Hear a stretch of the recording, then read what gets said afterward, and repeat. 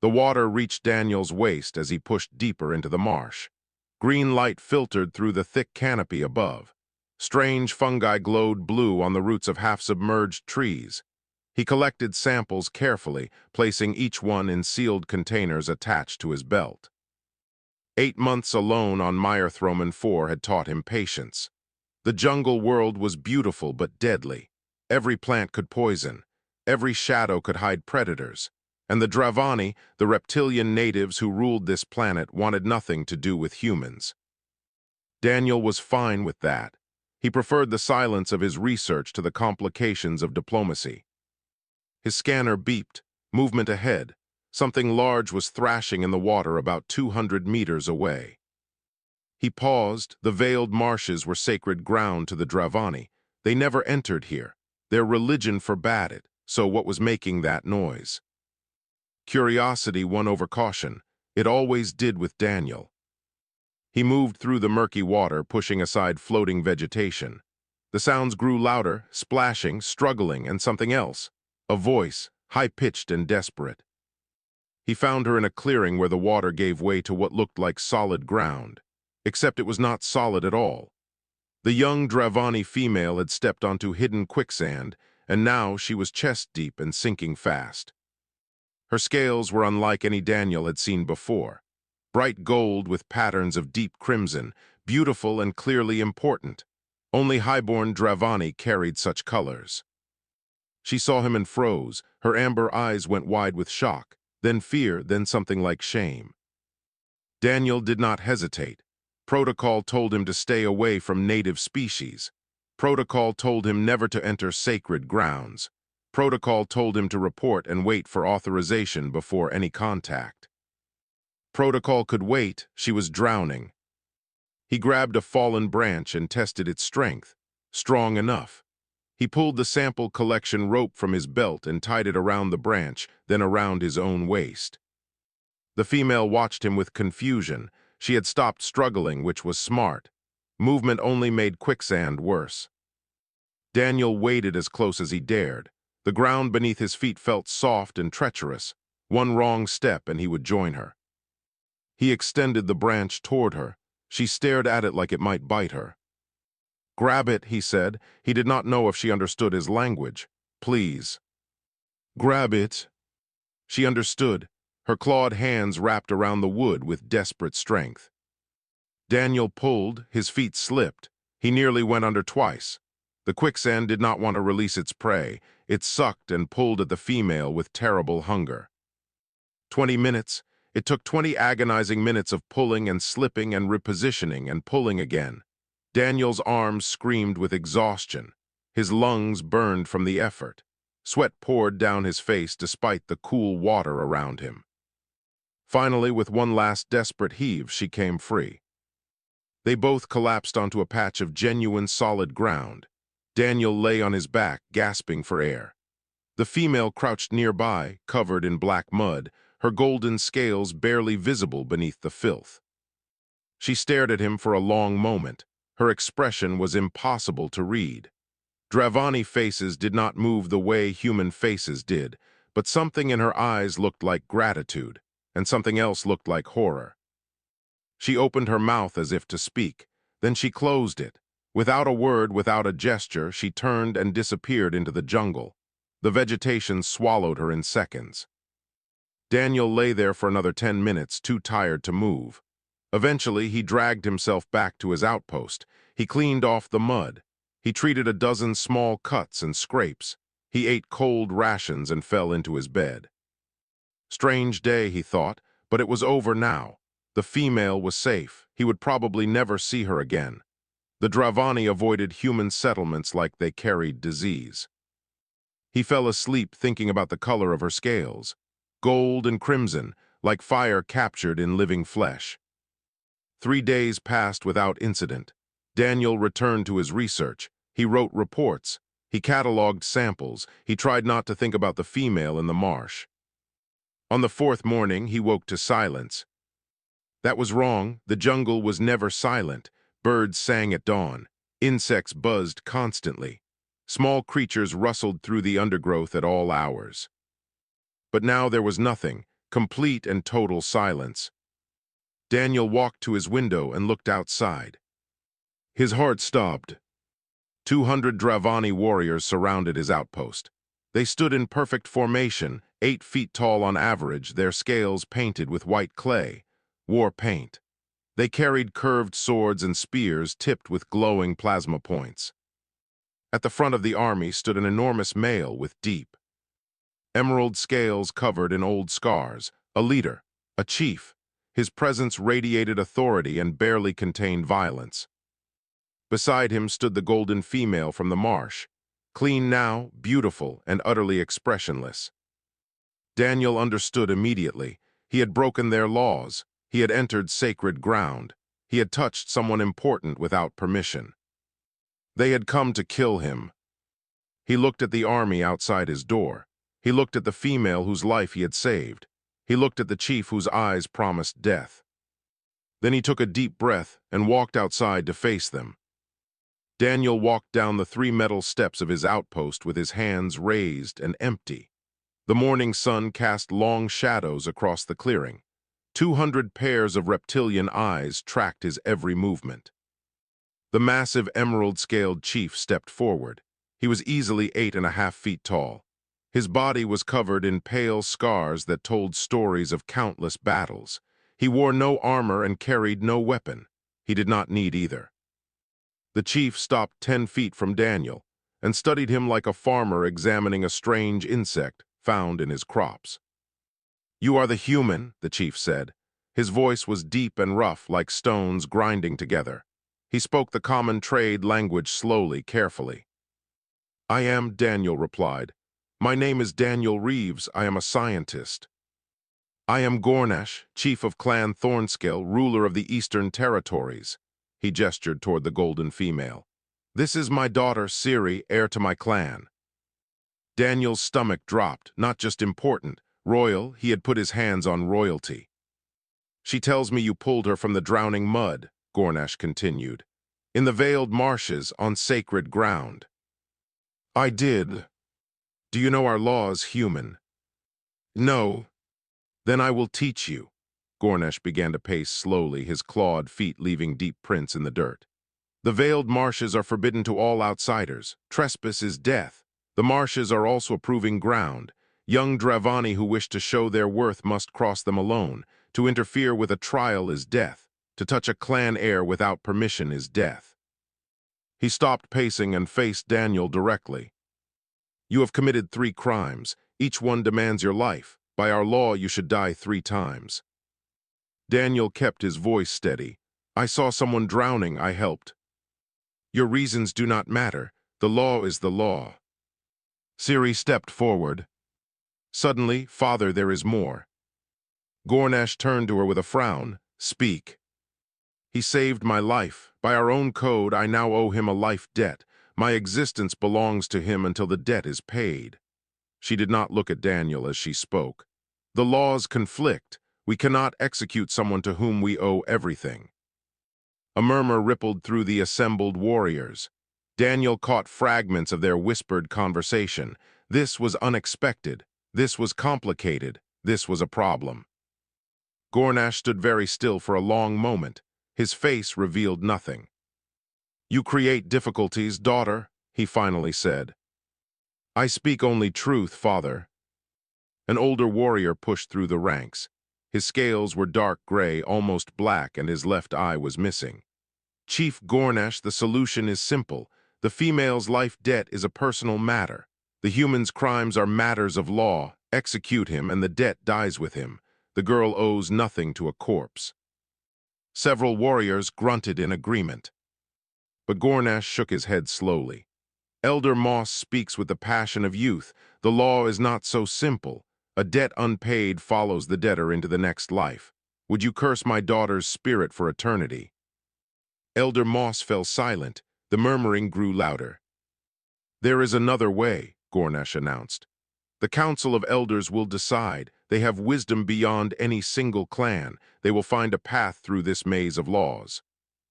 He pointed at Daniel with one clawed finger. "Until then, you are neither prisoner nor guest. You may not leave this place. You may not contact your people. You will wait for judgment."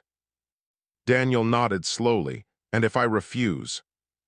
"Then I kill you now and let my daughter's spirit suffer. I would rather not, but I will." The choice was not really a choice at all. "I accept your terms," Daniel said. Gornash gestured to his warriors. They began to spread out around the clearing, setting up tents and makeshift shelters. They were not leaving. "My daughter will guard you," Gornash added. "She created this mess. She will ensure you do not make it worse." Ciri's expression flickered with something. Anger, embarrassment. Daniel could not tell. She simply nodded and took a position near his outpost door. The warriors worked quickly. Within hours, the clearing had transformed into a small village. Cooking fires burned. Scouts patrolled the perimeter. Children Daniel had not noticed before played. Between the tents, as the sun began to set, Daniel sat on his outpost steps and watched the alien camp come alive around him. Ciri stood nearby like a golden statue. She had not spoken to him since the confrontation with her father. "Thank you," Daniel said quietly, "for telling him about the life debt. You did not have to." Ciri turned her amber eyes toward him. Her expression was cold. "I did not do it for you, human. I did it because it was true. Among my people, truth is not optional." She paused. "You should have let me die. What comes next will be worse for both of us." "I do not understand." "You will." She looked away toward the jungle. "The council sees everything, knows everything. They will find a way to punish us both and call it justice." Daniel wanted to ask more questions, but Ciri had already turned her back to him. The conversation was over. He went inside his outpost and tried to sleep. Outside, 200 warriors sharpened their blades and waited for the judgment to come. 7 days passed in the makeshift village around Daniel's outpost. He spent most of his time watching the Dravani and learning their ways. They woke before dawn to pray. They faced the rising sun and chanted in their ancient language. Daniel did not understand the words, but he understood the feeling: respect, gratitude, connection to something larger than themselves. Their technology surprised him. They carried no machines, no computers, no devices he could recognize, but their tools were alive. Blades grown from specialized fungi, armor made from hardened plant fibers that healed when damaged, communication done through trained insects that carried messages across vast distances. They had chosen this path, Daniel realized: biology over machinery, living systems over dead metal. It was not primitive, it was different. Ciri remained his constant shadow. She followed him everywhere but rarely spoke. When she did speak, her words were short and sharp. On the 8th day, Daniel tried again. "Why did you enter the marshes?" he asked during the quiet hour after lunch. "You knew it was dangerous." Ciri was silent for so long that Daniel thought she would not answer. Then she spoke without looking at him. "The trial of passage, every heir must complete it. Cross the marshes alone and return, simple." "It did not seem simple when I found you." Her scales shifted color slightly. Embarrassment, Daniel guessed. "I was careless. The ground looked solid. It was not." "But why attempt it now? You are young." "I am 23 cycles, old enough." She finally turned to face him. "And I am female. The traditionalists say only males should lead. I needed to prove them wrong. Instead, I proved them right." "That is not fair." "Fair," she made a sound that might have been a laugh. "Human ideas, there is no fair, there is only strong and weak. I showed weakness. Now my enemies sharpen their tongues." Daniel thought for a moment. "I could lie, tell the council you escaped yourself, that I only watched." Ciri's reaction was immediate and violent. She grabbed him by his shirt and lifted him off the ground with terrifying ease. Her amber eyes burned with fury. "You would make me a fraud as well as a failure. Your human kindness is poison. It corrupts everything it touches." She dropped him and walked away. Daniel rubbed his chest where her claws had scratched through his shirt. But something changed after that day. Ciri began answering his questions. She told him about Dravani history, about the great wars between the clans, about her father's rise from minor warrior to powerful chief, about her mother who died giving birth to her. In return, Daniel told her about Earth, about oceans and mountains and cities that touch the clouds, about human history with all its darkness and light, about his own family who thought he was crazy for choosing a life among the stars. On the 12th day, a young warrior named Bron approached Daniel during the evening meal. "Human," Bron said loudly, making sure everyone nearby could hear. "You sit among warriors, you eat our food, you breathe our air, but you are not one of us. You are soft, weak, a creature without honor." Daniel set down his food bowl. "I have done nothing to you. Your existence insults me. Your presence pollutes this camp." Bron drew a short blade from his belt. "I challenge you, combat here now." The nearby Dravani stopped eating.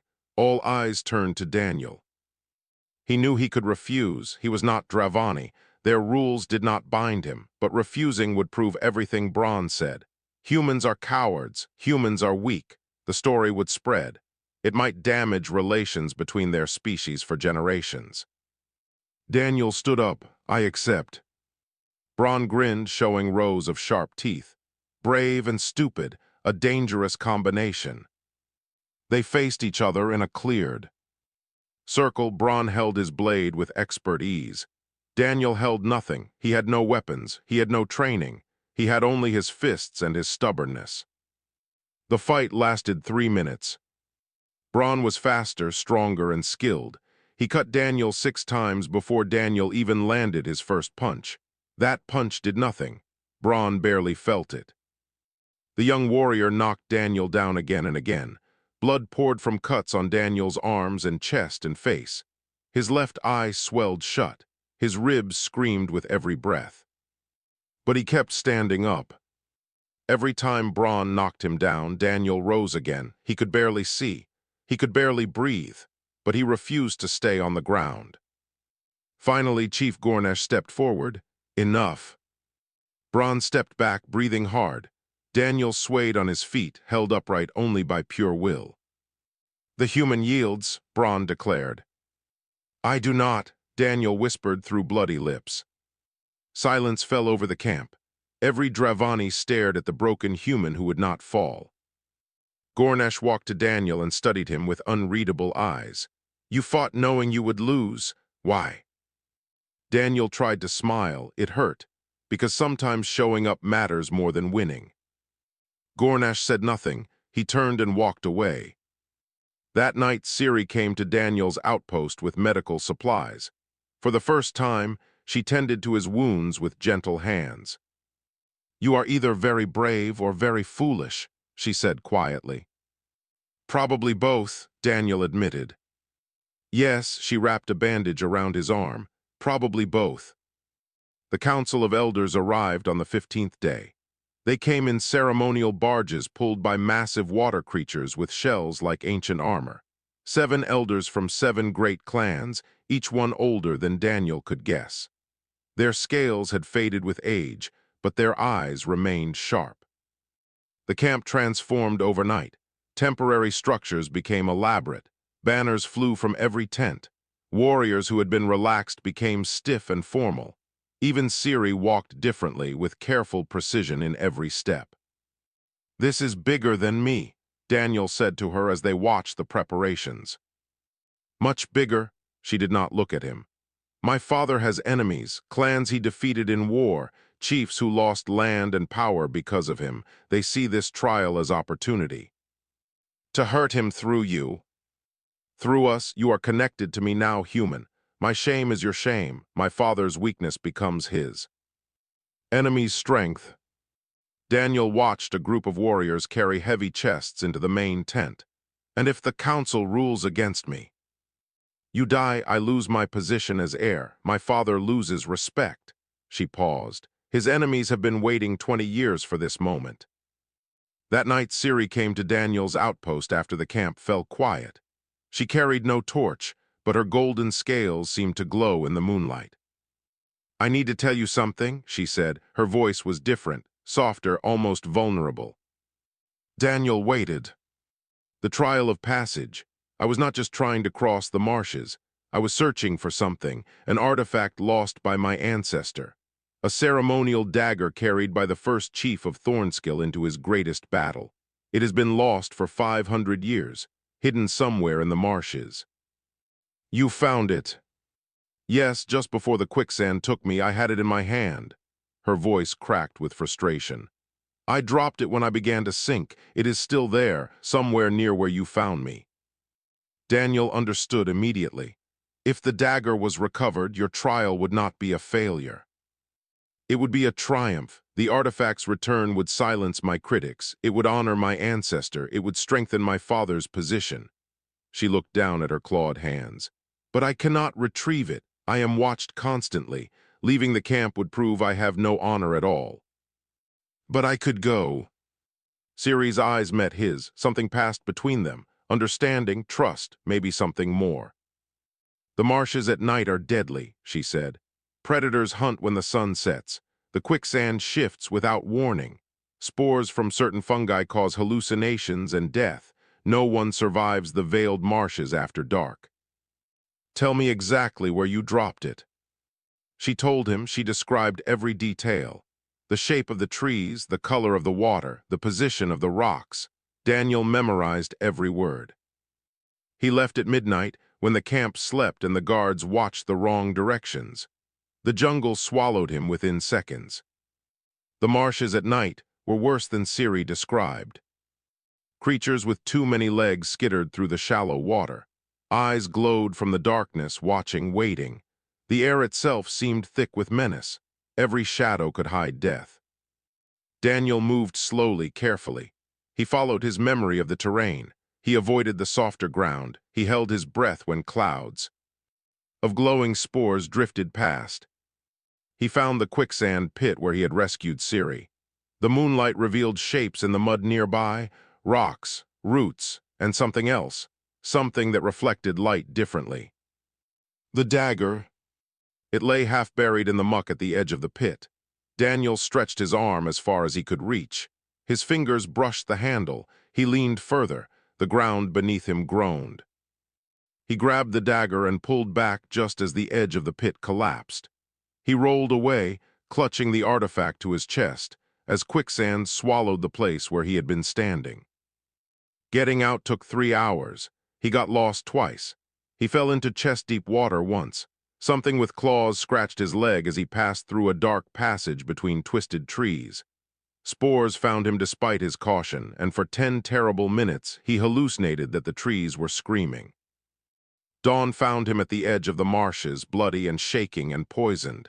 His vision blurred. His legs barely worked, but the dagger was warm in his hands. Chief Gornash stood waiting at the marsh's edge. His emerald scales gleamed in the early light. His expression was impossible to read. Daniel stumbled forward and held out the dagger. This belongs to your clan. Gornash took the artifact. He examined it carefully. The bone handle, the ancient blade, the markings of his ancestor. Then he looked at Daniel, really looked at him. The human who should not have survived, the human who had risked everything for a people not his own. The council convenes at midday, Gornash said finally.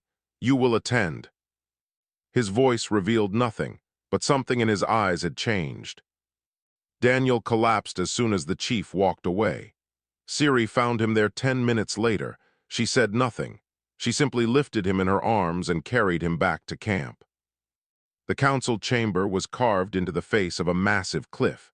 Natural stone formed tiers of seating that rose 50 feet high.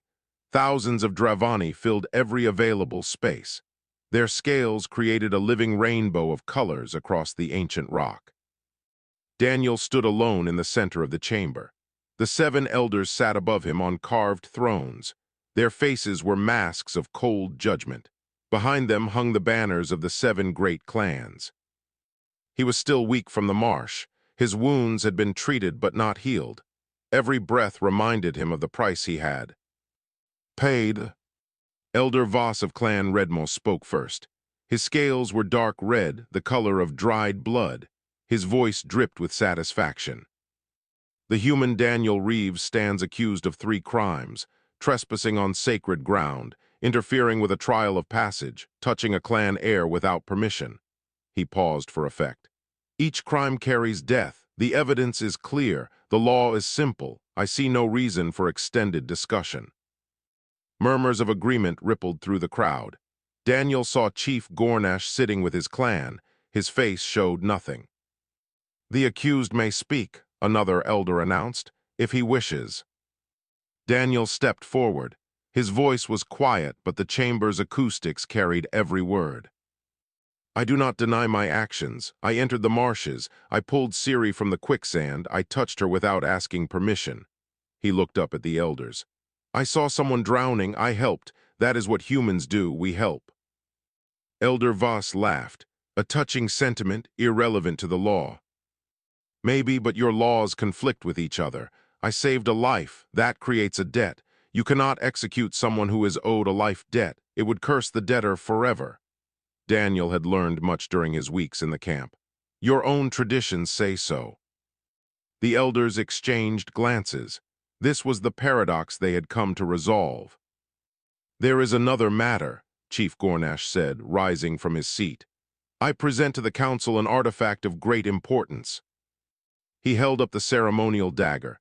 Gasps echoed through the chamber. Every Dravani knew what it was, the dagger of the first chief, lost for 500 years. "This was recovered from the Veiled Marshes," Gornash continued. "Its return completes what was begun. By tradition, whoever recovers the artifact completes the trial." Elder Voss stood angrily.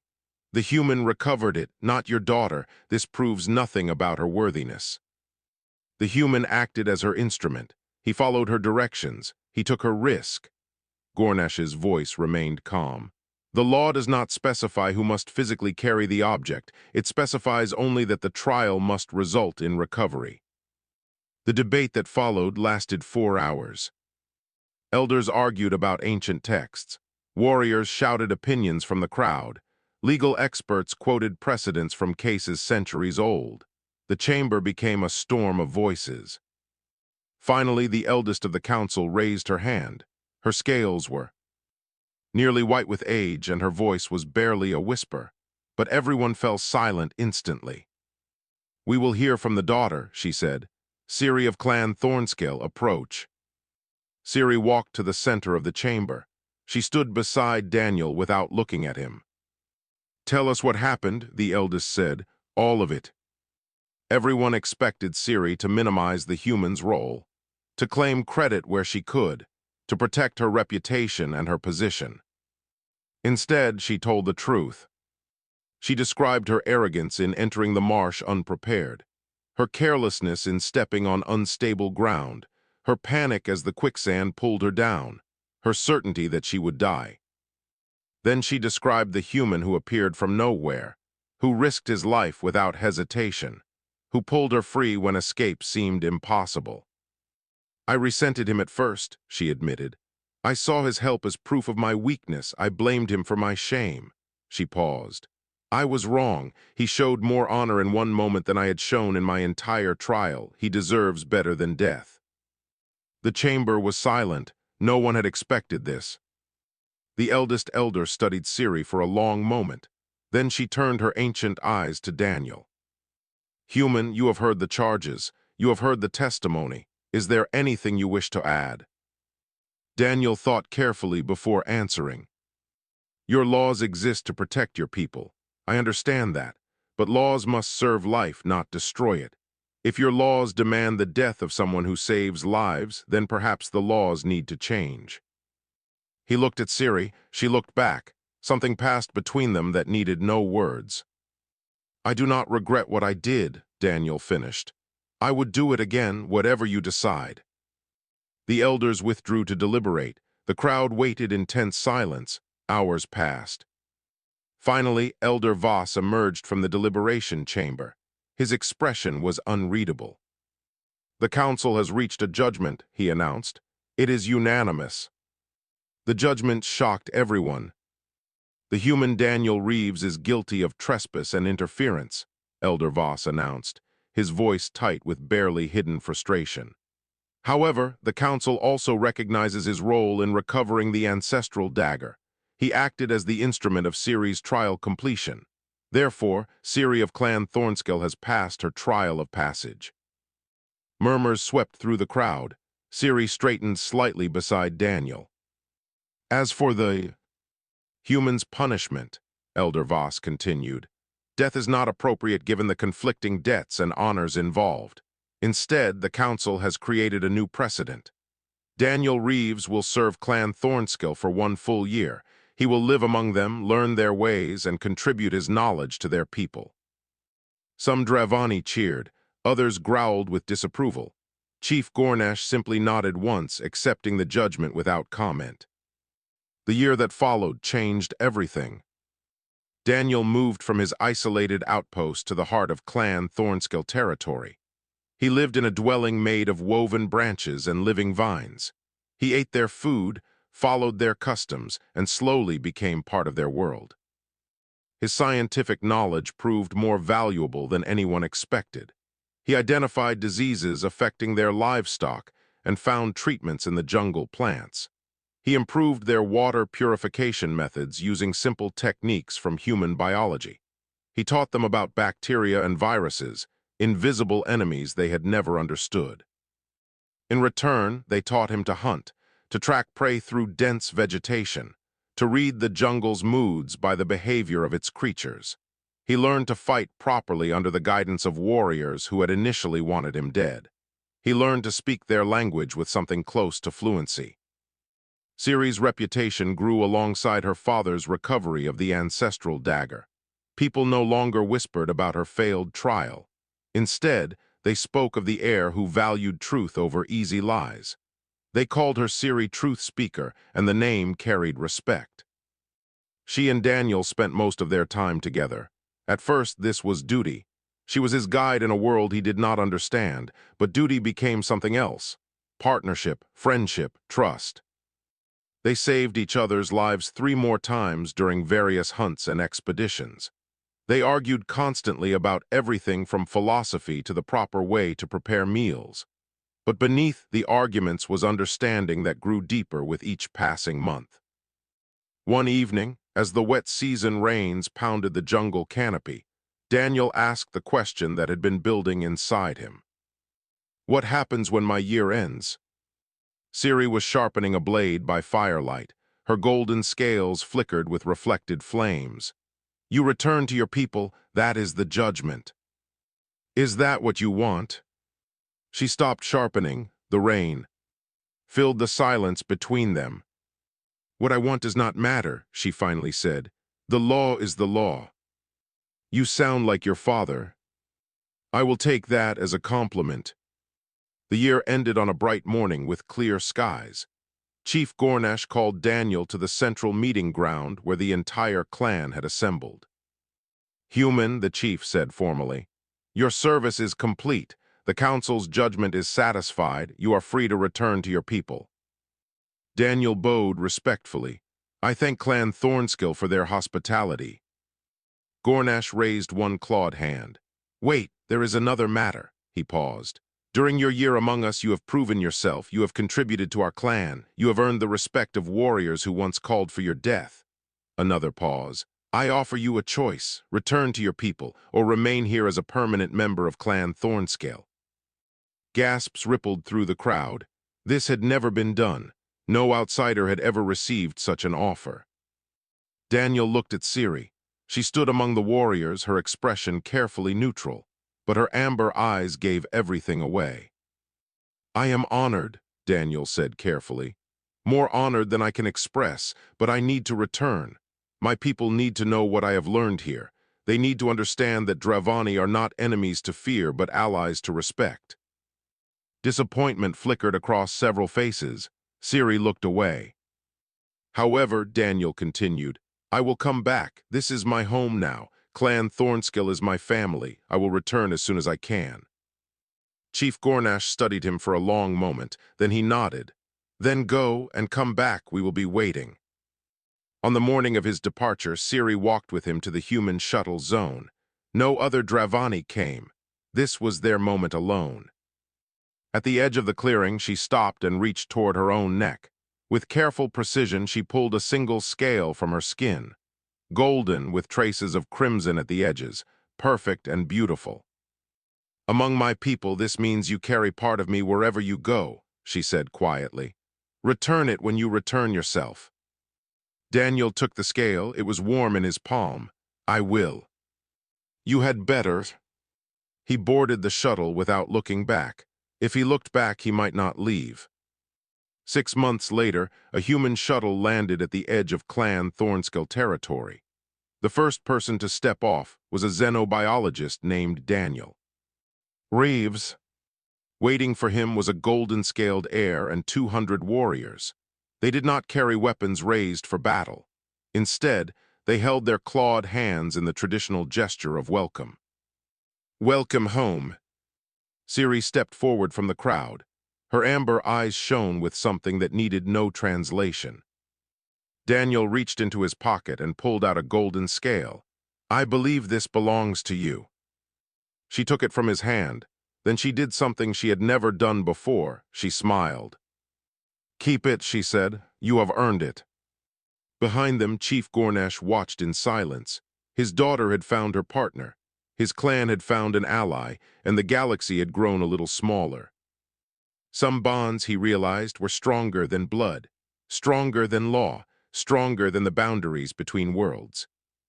Some bonds were forged in quicksand and tested by fire and proven by time. Those bonds lasted forever,